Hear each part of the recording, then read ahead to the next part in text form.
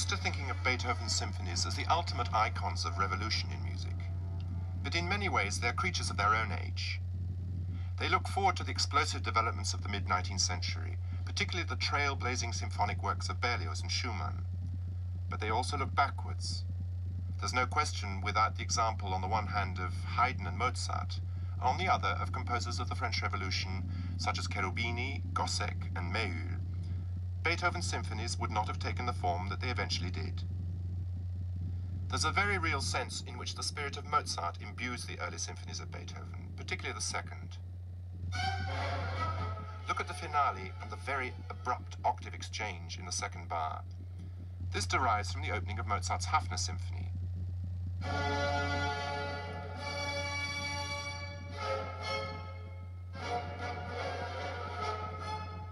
And one gets the same feeling even more strongly in the Eroica. So many melodic, rhythmical, even harmonic features derived directly from Mozart. Not only is the main theme borrowed from the opening of the 39th Symphony, but also features that one might regard as typically Beethovenian, like those agonizingly harsh dissonances in the first movement, where he piles up one chord after another with A, C, E, and F on top of each other, and you think, surely that must be entirely his own invention. No one else could possibly have done that.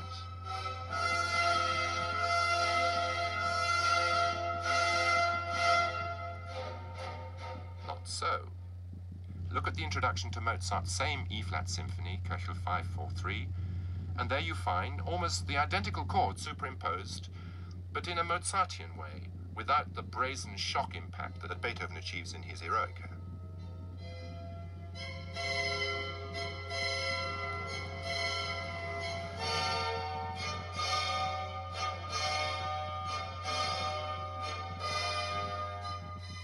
I think that this is the key to it. Beethoven's concept of orchestral sound, immediately arresting, bizarre even, and his concept of symphonic shape is unmistakably his own. He may have drawn on elements from other composers, he may have used their rhythmical shapes, motifs, and harmonies as a springboard, but his whole way of handling the material is entirely new.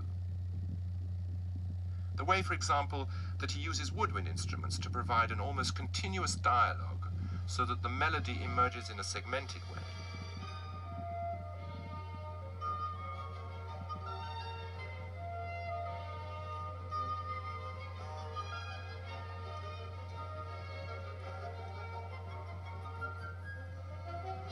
There's a mercurial, almost kaleidoscopic quality to their discourse which you don't find in any previous composer.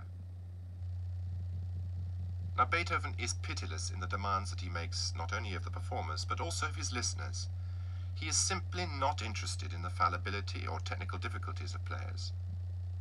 What might appear as callous or disrespectful in any other composer is mitigated in Beethoven's case by the immense energy and the humanity of his compositions, so that even when he writes music that's technically very awkward and extremely exhausting to play, there's so much musical substance, and it is done with such a high emotional charge that as musicians and interpreters, you are impelled to master the technical difficulties and to go with the spirit of the music.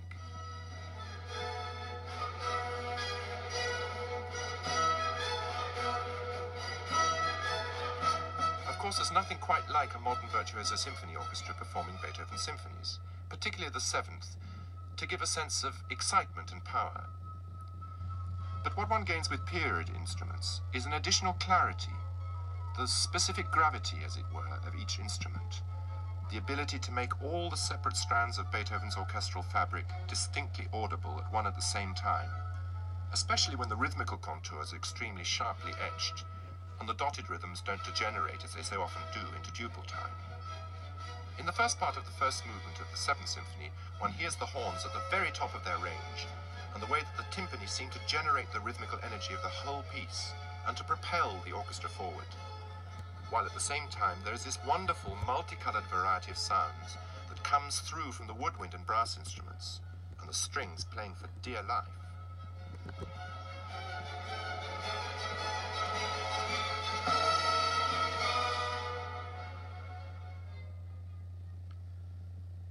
I believe that the use of period instruments in Beethoven helps us not only to hear more in his symphonies, but serves also to reinforce the revolutionary side of his genius.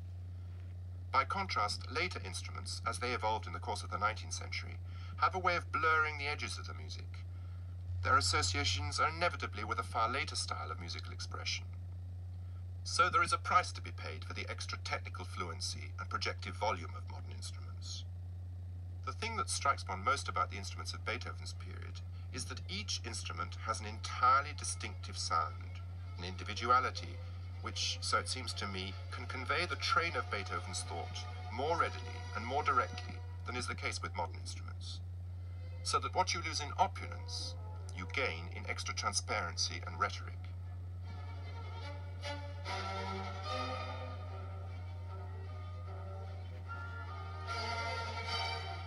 Now, if there's one instrument used in an entirely new way by Beethoven, then it has to be the kettle drum. The kettle drums of Beethoven's time were very different from the standard pedal timpani with plastic heads that are used in most modern symphony orchestras today. Because they are smaller, and because they have calfskin heads, a quite different type of sonority emerges from them. A sonority capable of more inflection, more color, than is the case with the rather plummier sound of modern timpani.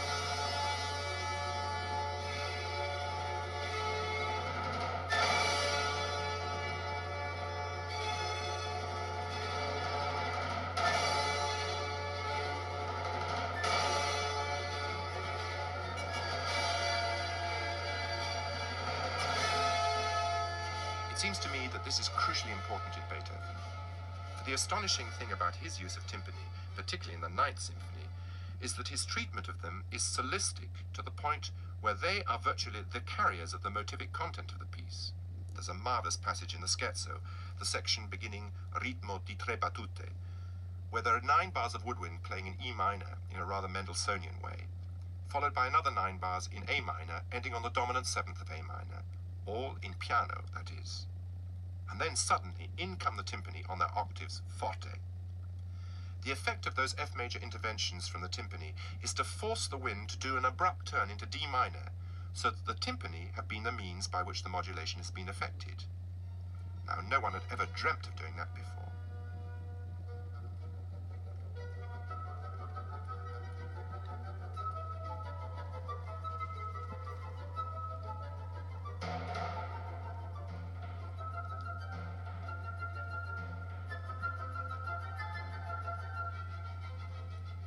Fascinating also about this passage is the revelation that what Beethoven actually wrote in the manuscript score over the timpani is a diminuendo, not an accent.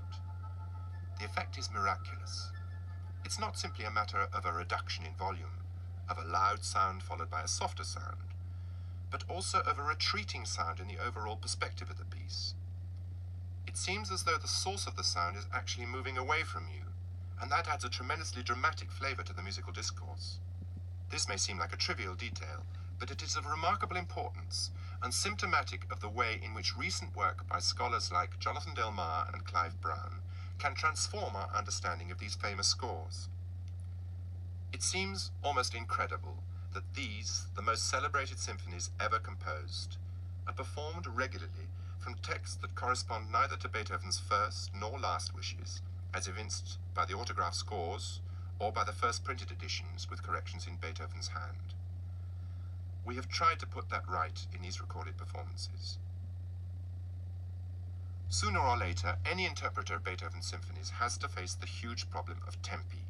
One knows from the conversation books and from contemporary reports that Beethoven was extremely skeptical about the ability of contemporary performers to carry out his instructions, and that's why he welcomed Metzel's invention of the metronome. Leaving aside for the moment the question of whether or not his metronome may have been faulty at times, it seems likely that the tempi Beethoven heard in his head were quicker than those capable of being executed, normally speaking, in a reverberant hall by a large orchestra. There's evidence that when Beethoven was confronted with orchestras too large for his requirements, the tempi slowed down, and that this troubled him. He favored the slimmer, more economical sounds that came from an orchestra of about 60 musicians, such as we have used in these performances. He also wanted his musicians to live dangerously. To push them to their limits was part of his whole aesthetic purpose.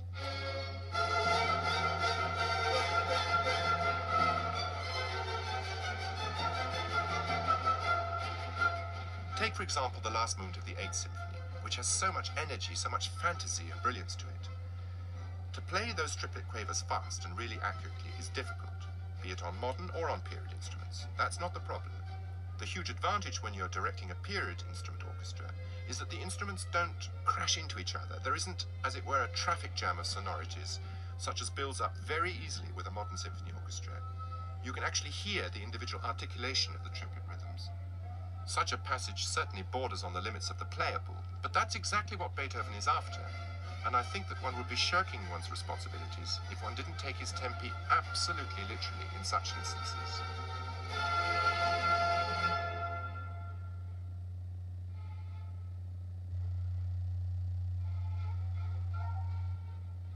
The crucial thing here, it seems to me, is to see each of his metronome markings as a byproduct of the overall musical expression, and not as a panacea which single-handedly corrects the misreadings of past interpreters.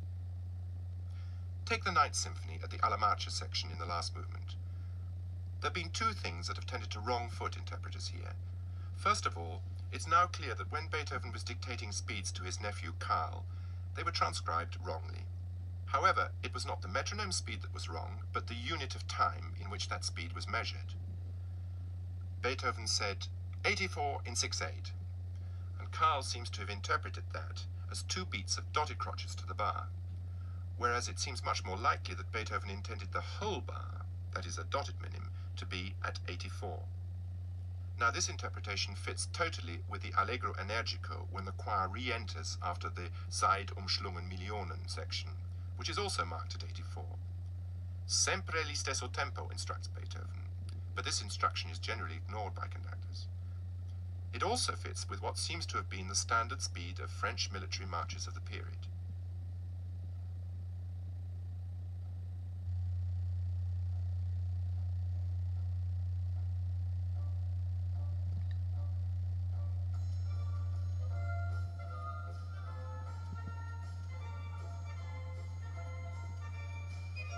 What you hear, first of all, in the Alla Marcia section of the Ninth is this wild janissary music with its strange percussion instruments, characteristic of Turkish-styled music of the late 18th century. It's first heard in Gluck's opera, Les Pèlerins de la Mecque, and then in Mozart's Die Entführung aus dem Serail, and also in some of Beethoven's own earlier music. Here he uses these instruments to suggest the approach of an army, and the effect is startlingly new. The tenor soloist seems to be the harbinger exciting news that's coming from the other side of the city, from the other side of the world.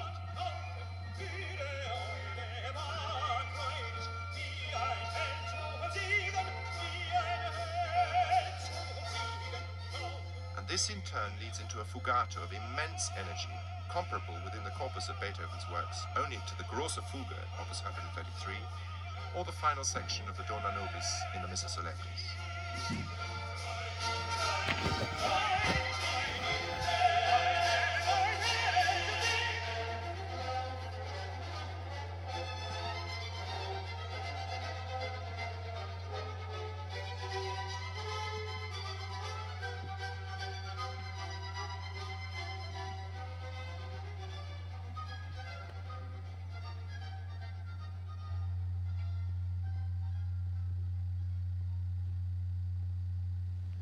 There is a real sense in which each of the symphonies is its own mini-drama and has its own philosophical message. Sometimes this message also has a political dimension. Take, for example, the Fifth Symphony, where the recent historical events of the French Revolution are brought into the foreground by Beethoven's use of French revolutionary themes, marches, even poetry, to provide the subtext of his music. One of the most striking examples of this is in the first movement, where it's been suggested that he's quoting Cherubini's Hymne du Panthéon, in which the text goes, Sur votre cercueil héroïque, nous jurons tous le faire en main, de mourir pour la République et pour les droits du genre humain. That defiant rhythm, nous jurons tous, le faire en main, is obviously associated with the main motivic theme of the whole symphony.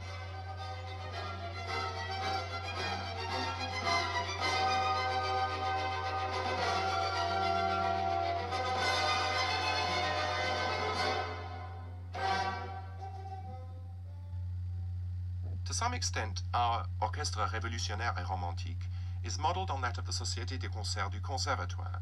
That's to say, the orchestra composed of laureates and professors of the Paris Conservatoire, founded by Habeneck in 1828.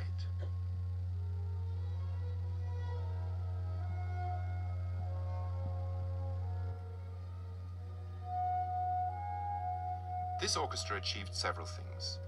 They virtually appropriated Beethoven for themselves, and their performances of his symphonies were prepared meticulously, quite unlike those Beethoven witnessed during his lifetime. For the first time, uniform bowings were adopted, and the scores seem to have been performed with unaccustomed accuracy and precision.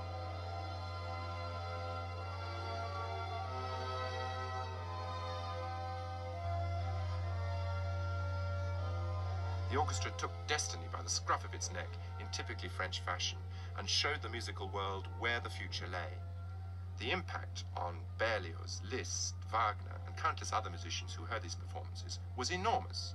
It was precisely in order to bring out the révolutionnaire, as well as the romantique in Beethoven, that our orchestra, the Orchestre Révolutionnaire et Romantique, came into existence in 1989, albeit not yet bearing that name in public, with our recording of his Missa Solemnis, Opus 123.